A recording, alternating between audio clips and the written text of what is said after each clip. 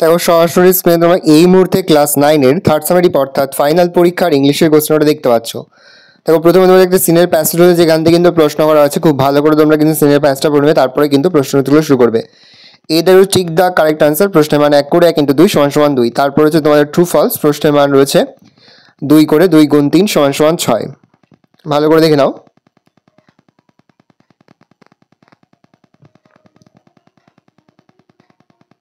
দেখো তারপরে তোমাদের রয়েছে সি এর দাগে অ্যান্সার দ্য ফলোয়িং কোশ্চেন্স, প্রশ্নের মান রয়েছে 2 করে 2 × 3 = 6।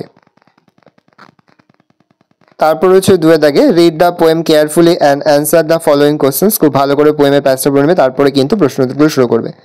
এদের হচ্ছে complete the following sentence with information from the text. তারপর হচ্ছে অ্যান্সার দ্য ফলোয়িং কোশ্চেন্স, প্রশ্নের মান 2 করে 2 × 2 = 4।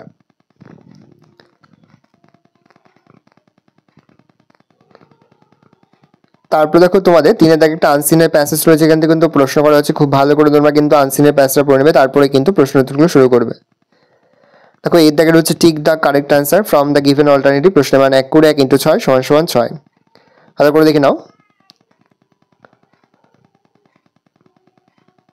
তারপরে তোমাদের রয়েছে বি এর দাগে ট্রু ফলস, প্রশ্নের মান 2 করে 2 × 3 = 6। ট্রু ফলস লেখার পাশাপাশি তোমাদের কিন্তু সাপোর্টিং স্টেটমেন্টও কিন্তু লিখতে হবে। তারপরে দেখো সি এর দাগে কোশ্চেন রয়েছে অ্যান্সার দ্য ফলোয়িং কোশ্চেন্স, প্রশ্নের মান রয়েছে 2 করে 2 × 4 = 8। ভালো করে দেখে নাও। এই ধরনের কোশ্চেন প্যাটার্নে কিন্তু প্রতিটি স্কুলে তোমাদের কিন্তু ফাইনাল পরীক্ষার প্রশ্নপত্র হবে, সেটা ভালো করে তোমরা কোশ্চেনটা দেখে নাও। তারপর গ্রামার থেকে প্রশ্ন করা হচ্ছে 4 এর দাগে ডু অ্যাজ ডাইরেক্টেড, প্রশ্নের মান রয়েছে 1 করে 1 × 6 = 6। তারপরে রয়েছে তোমাদের আর্টিকেল প্রিপোজিশন, প্রশ্নের মান 1 করে 1 × 3 = 3। তারপরে সি এর দাগে মোট তোমাদের 3টি প্রশ্ন দেওয়া রয়েছে, প্রশ্নের মান রয়েছে 1 করে 1 × 3 = 3। ভালো করে দেখে নাও।